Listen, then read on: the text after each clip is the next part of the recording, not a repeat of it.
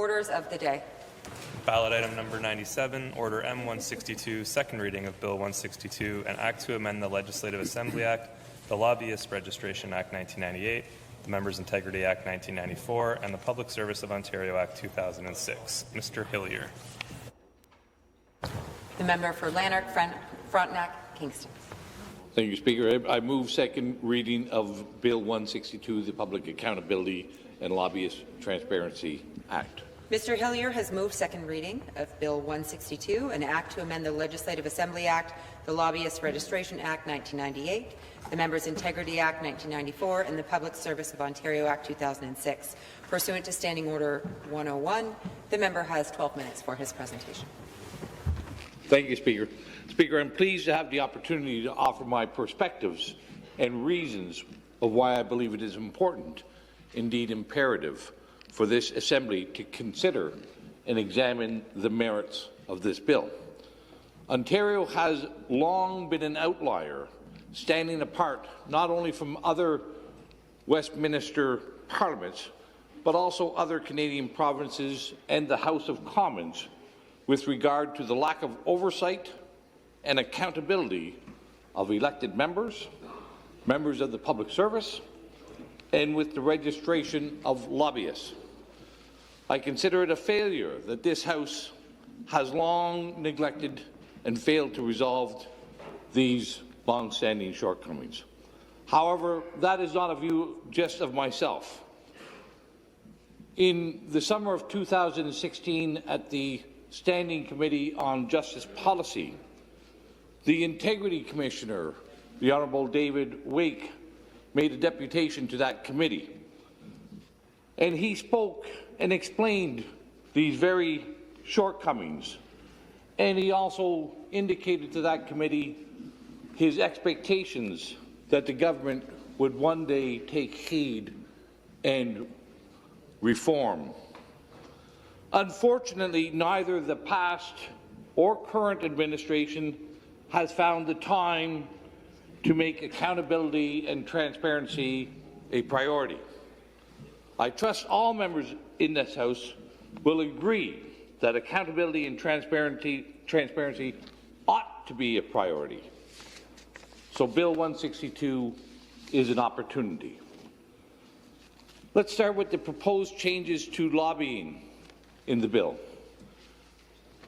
And they are much modeled along the Lobbyist Act that's in place in the Federal House of Commons. Presently, ministers are not required to disclose when they meet with a lobbyist or what they discuss. Additionally, Ontario law does not require the owners of lobbyist firms to disclose their meetings with ministers and their staff. And bear in mind, in Ontario, we also still allow lobbyists to make political contributions to the ministers that they are lobbying. Finally, in Ontario, violations under the Lobbyist Registration Act are non-existent. Currently, the greatest penalty a lobbyist can be subjected to for wrongdoing by the individual lobbyist is that the individual would be prohibited from registering as a lobbyist for 2 years. That is the extent of the consequence. If you're an unregistered lobbyist, the most penalty you can get is not to be allowed to be a registered lobbyist. Next is the Public Service Act. Currently, the only person who can bring a complaint of wrongdoing by the member of the public service is another member of the public service. That means if any member of this House sees actions that amount to wrongdoing, you are actually prevented by the law from initiating a complaint with the Commissioner. But it gets worse. And we saw this in evidence last June, when a member of the Premier's office was engaged in unsavory practices, and the NDP requested an investigation. What was the Integrity Commissioner's response to that request? Well, he stated, Even if he could, the only penalty he could levy was to inform the minister of the inappropriate conduct. And he's not even permitted to make it public. Laws without consequences, Speaker, are not laws.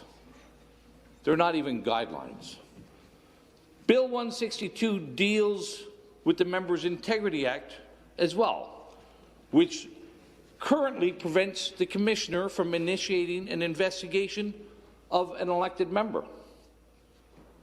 During the summer of 2016, during committee hearings, the Integrity Commissioner informed the members of all these facts and expressed a deep interest in seeing government bringing forward reforms in all these categories.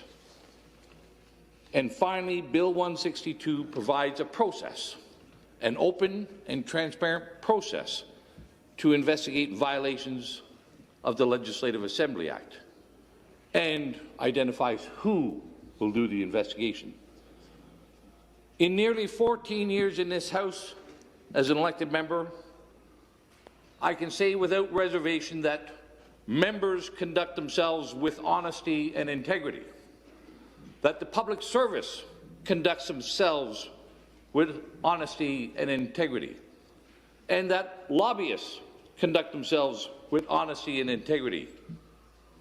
But there are exceptions to every rule, Speaker. There are names that we remember in this House who are exceptions to those rules.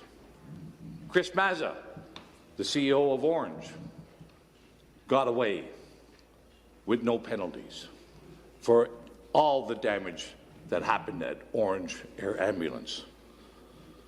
David Livingston and the deleted emails, although he was found in a criminal fashion, all those things had no, and although there was a violation of the Legislative Assembly Act, there was no penalty for deleting emails. That was a contempt of this House. I could go on with other names, Speaker. There's many of them. Well, there's not many of them, but they have sullied all our reputations, those few people. They bring this House with dishonor. More often than not, they get away scot-free. Speaker, I expect better. I know my constituents expect better. And I trust this House and all its members expect better. Speaker, I'd like to just share with the House a few quotes from that standing committee, a few quotes from the Integrity Commissioner, David Wake. And these are direct quotes. You can look them up in Hansard. First one is, "This means that in the event that I find a lobbyist has placed a public office holder in a conflict of interest, I have the power to prohibit the lobbyist for lobbying as a registered lobbyist for 2 years." That's from the Integrity Commissioner. He went on further to say, "I have no independent powers to examine the conduct of any MPP. It may be helpful for the committee to know that the Integrity Commissioner in 5 other Canadian jurisdictions do have the power: Saskatchewan, Quebec, Newfoundland, and Labrador, Nunavut, and the Federal House. As the Ethics Commissioner, Executive for Minister's staff, I can initiate an inquiry to determine if a minister's staff is involved in activities that have breached the rules. However, if I find that there is a breach by a member, I'm required to advise the minister. That is all I can do," David Wake informed the committee. He further went on to say, "In BC, my counterpart has the authority to initiate inquiries on his own." That legislative scheme clearly allows the Commissioner to consider whether a politician's activities create an actual or an apparent conflict of interest. I could go on. The Hansard is complete. The Integrity Commissioner spoke at length with the committee for hours and entertained our questions, and there was rigorous examination. And here's one. When I asked David Wake if he became aware of a matter, he said, the point is, this is a quote, the point is, unless another MPP brings a complaint to me, I cannot act. I cannot initiate an investigation. I can't even begin to ask questions of it. The only power I have is with regards to the public service. The Honourable David Wake said, the only power I have under the Public Service of Ontario Act is to report to the very minister whose staff has committed a breach of the Act. Can we imagine? Can we imagine? I'm sure, and I know David Wake said this at the committee. He said, as he was making his deputation, and the members were astonished. And there was members, my colleagues, the member for Leeds and Grenville, now the Minister of Municipal Affairs, was there. The member from Kitchener-Waterloo was there. I believe the member from Stormont Dundas Glengarry was on the committee. The Integrity Commissioner said, he says, I can hear the penny drop with that statement. We were so astonished that our accountability and oversight was non-existent. I'm going to end off with this, and there was quite an exchange between the member for Kitchener-Waterloo and Guy Giorno as well, highly respected lawyer and respected authority on ethics. And this was from the member of Kitchener-Waterloo, stated, so as a committee, we should look at closing the loopholes on these issues. And Mr. Giorno responded, and I quote, yes, except there is no loophole. There is nothing there. He went on to say, it's great to have a piece of paper. It's great to have the rules. But unless there's enforcement, then people can ignore them. Certainly my takeaway from the Federal Accountability Act is that things need to be enforceable. There need to be consequences for doing what the law says you should not do. Thank you. Further debate? I recognize the Government House Leader. Thank you very much, Madam Speaker. I appreciate the opportunity to speak, and just thank the honourable member Cross for bringing this forward. I'm not going to speak very long on this bill, and I hope the honourable member won't take it as anyway a lack of proper preparation on it, or insult that this is not a serious piece of legislation that he's brought forward. Obviously, he's recommending a lot of, although it's a short bill, there are a lot of changes in here which will have a number of impacts, not only on all members of this legislature, but outside of the legislature as well. At the outset, let me just say this, that I've always believed that it is the members of this legislature who have the ultimate authority on each other. I do believe that in my time in office, both here and federally, members have, by and large, always acted honourably in their dealings, not only with lobbyists, but with each other, and the same goes for the public service. I do believe, and I know the member opposite isn't suggesting this, and I don't want to give the illusion that he has. I have found often that outside counsel, outside advice has been an important part of helping me shape some of the things, some of the decisions that I have made, again, whether it's here or in Ottawa. But as I said, Madam Speaker, because of the significant changes that the member is contemplating here, some which have an impact on me as government House Leader, I think that I can tell the member that we will, this caucus will be supporting this. I do believe that there is a great deal more consultation, and I hope he will agree with me on this. There is much more consultation that needs to be done, much more research that I will need to do as this piece of legislation makes its way forward. So with that, again, I thank the member for bringing it forward. We will be supporting it, and I hope to work with the member to have a more fulsome understanding of the things that he's wanting to do, and also to be able to work with colleagues on both sides of the House to make sure that what it is that we are suggesting and what we ultimately decide to do is in the best interests of all colleagues. So thank you, Madam Speaker. Further debate? I recognize member for Windsor-Tecumseh.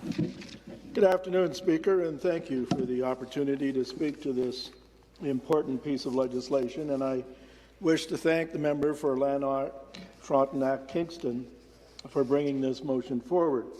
I just heard the government House leaders say they'll be supporting it because it needs more work and more consultation. I think that's good, and I sincerely hope the government members will say at the end of the day that this idea has merit, and they won't just stick another brick in the wall of silence and allow the status quo to prevail.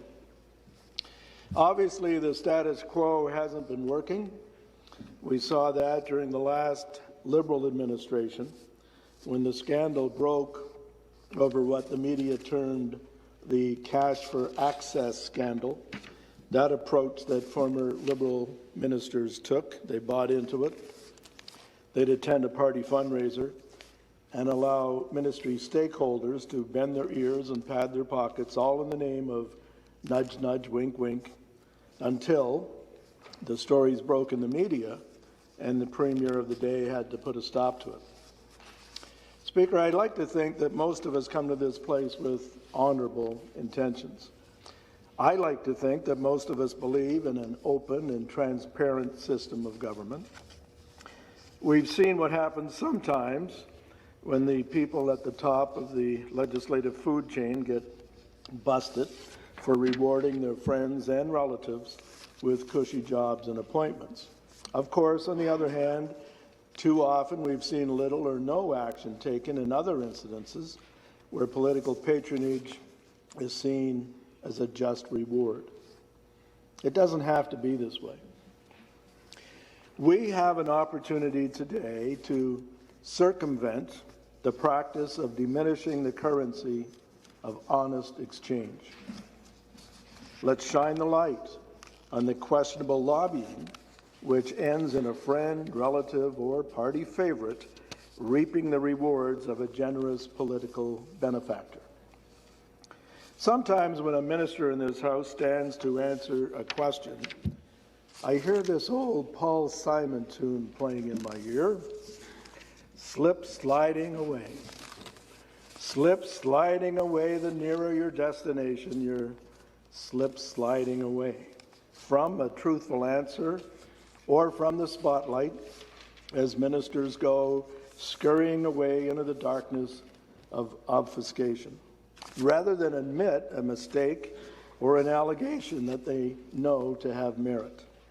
Speaker, when the friends of a government get away with influencing public policy behind closed doors over the objections, planning, and policies of a bureaucracy sworn to neutrality, and these friends line their pockets with public dollars for inferior practices and policies contrary to the best interests of the public, we all lose. Collectively, our democracy suffers, our integrity suffers, our reputations are shattered, and our supporters shake their heads and say, "You're all the same."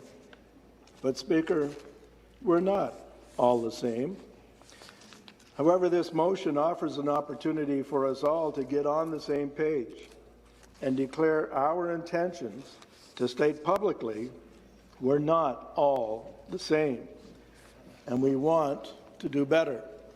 We want to be seen as promising to change the system for the better.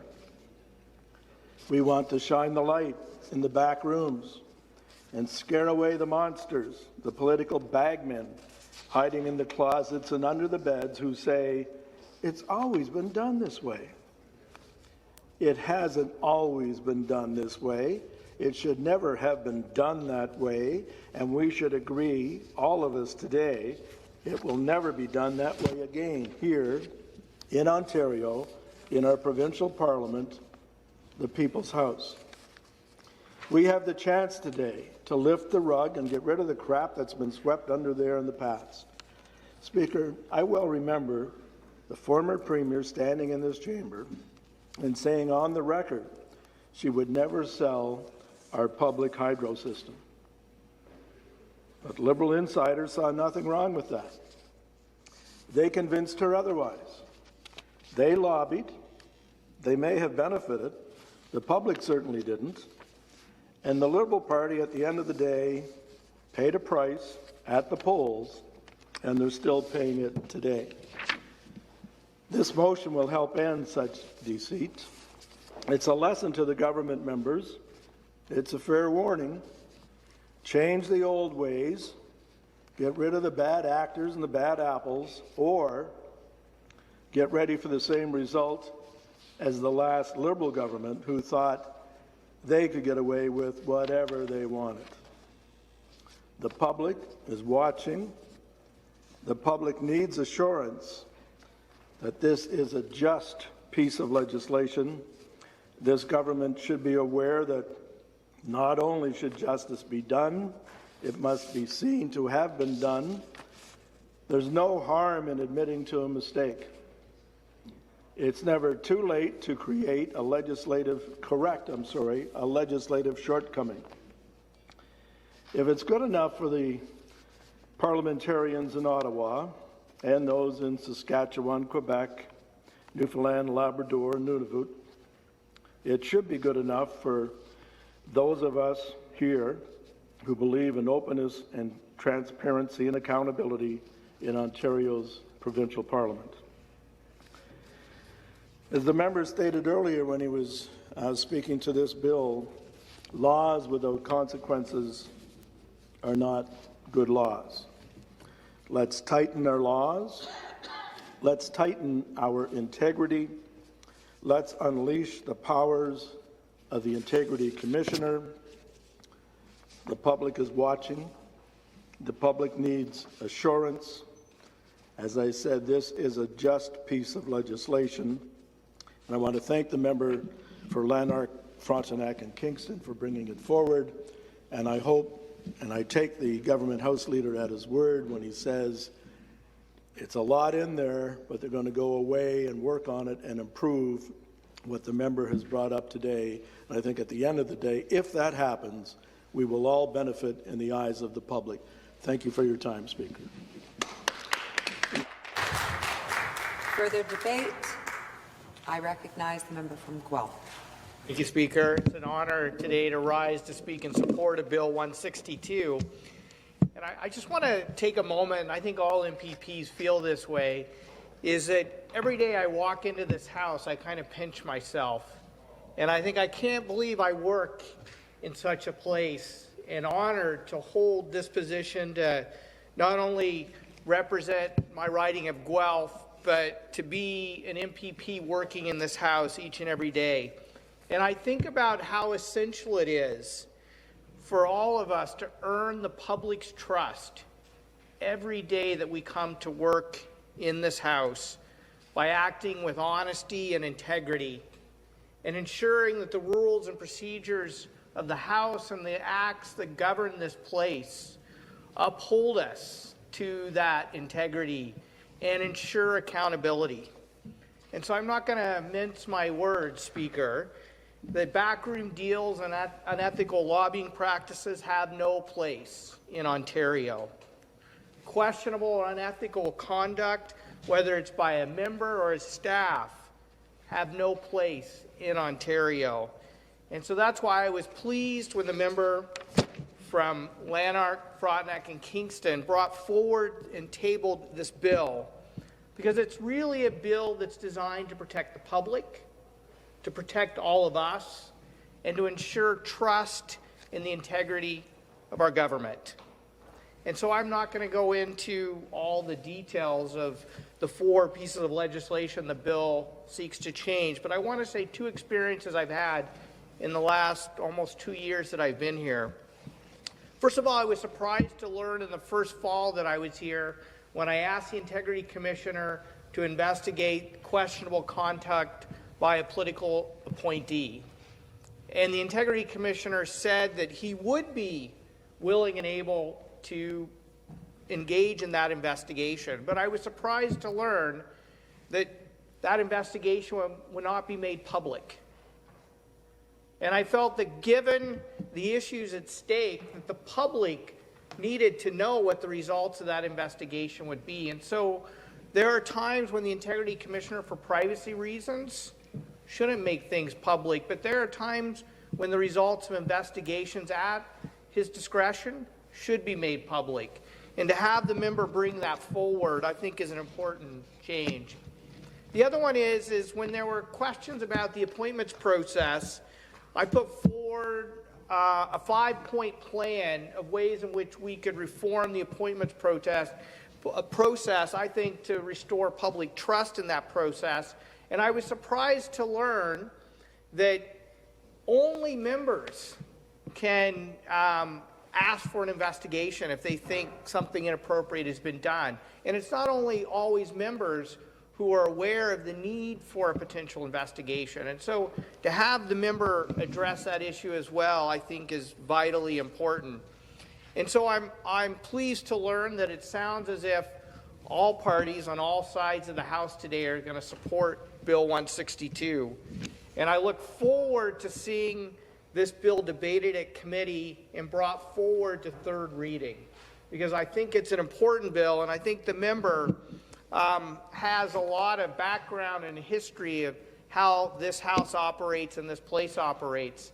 And so I'm encouraged that everyone is going to vote for that. And I'd also like just to take a moment before my time is up, given the fact that I'm going to have to venture off for a little bit, to just say that I want to express my support for Bill 163 as well, Proclaim Food Day in Ontario, which I know we're debating next, and I hope all members of this House support both Bill 162 and Bill 163. Thank you, Madam Speaker. Further debate? Further debate? I recognize the member for London West. Thank you very much, Speaker. I am pleased to rise today as the Ontario NDP critic for democratic reform to participate in the debate on Bill 162, the Public Accountability and Lobbyist Transparency Act. And, you know, I'm proud of my critic portfolio because it really is at the core of everything we do in this place. But I think during the context of this debate, it is important to think about what is happening around us. We know confidence in public institutions is absolutely fundamental to a healthy democracy and a strong social fabric, but that public confidence is eroding rapidly. We have seen a growing distrust of politicians, a growing distrust of government. Just last June 2019, Angus Reid reported on a public opinion survey that showed almost 2/3 of Canadian respondents believe that politicians cannot be trusted. 1/3 believe that politicians are primarily motivated by personal gain. And I think that is distressing. That is greatly concerning to all of us in this place who entered political life because we are genuinely motivated by serving our communities, by advancing the public interest. And so when you have these kinds of attitudes, it is corrosive to democracy. It just feeds into voter cynicism and disengagement from political processes. And that's why bills like Bill 162 are important, because they help restore some of that confidence that people are losing in us as politicians and in our democratic institutions. And, you know, within the debate about what is democracy, there is a view that lobbying can be seen as the disease of democracy. But we know that the reality is that private influence has become institutionalized in democratic processes. It's become a normal and legal part of our political system. So our best hope of building up that confidence in what we do is making sure that we have strong legislative mechanisms in place to rein in the influence of lobbyists and bring some transparency and accountability to what lobbyists do. So I want to thank the member for bringing forward this bill. It provides that transparency that is necessary. It would require cabinet ministers to report their meetings with lobbyists and address do a number of other things, but address some of the current gaps in the systems that we have in place. I also wanted to echo some of the concerns that have been raised by really important organizations like Democracy Watch, and many of us are familiar with Democracy Watch and the important role that it plays in shining a light on some of the concerns that have been raised about the influence of lobbyists over political decision-making. We saw last February, we saw a PC fundraising dinner where tickets were $1,250 a plate, and registered lobbyists were in lists to help sell tickets to that dinner. And one wonders what those registered lobbyists expected to get in return by meeting their quota of ticket sales. Some of those people said they admitted that they felt under pressure to attend the event in order to maintain access to the government. You know, Democracy Watch has released a list of, they have 19 current complaints about this government's actions, and hopefully the amendments proposed in this bill would help curtail some of that influence that we have seen. Thank you, Speaker. Further debate? Further debate? Seeing none, the member for Lanark Frontenac Kingston has 2 minutes for his reply. Thank you very much, Speaker. And I do want to thank the member from London West, the member from Guelph, Windsor-Tecumseh, and the Government House Leader for their support and their kind words and expressions of support. I think, Speaker, I'm going to just be very brief. Every government comes into office with a promise to clean up, but it's seldom that we see that happen.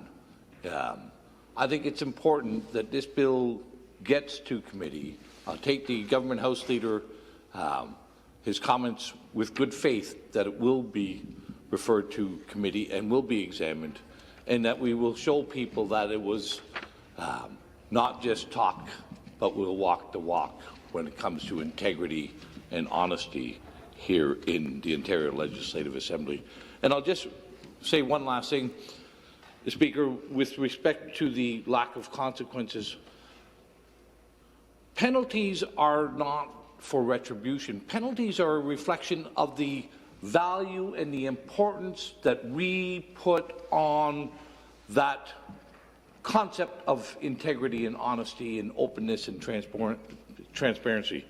If we don't have penalties, we don't have any honor.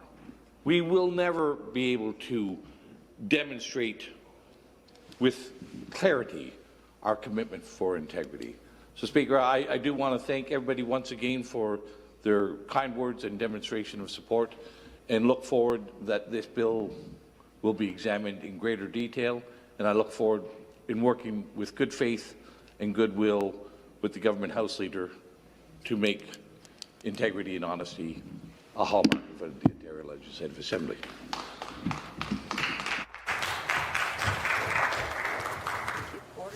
The time provided for private members' public business has expired. We will deal first with ballot item number 97, standing in the name of Mr. Hillier. Mr. Hillier has moved second reading of Bill 162, an act to amend the Legislative Assembly Act, the Lobbyists Registration Act 1998, the Members' Integrity Act 1994, and the Public Service of Ontario Act 2006. Is it the pleasure of the House that the motion carry? Carry. I declare the motion carried. Second reading of the bill, deuxième lecture du projet de loi. Pursuant to Standing Order 101I, the bill is referred to the Committee of the Whole.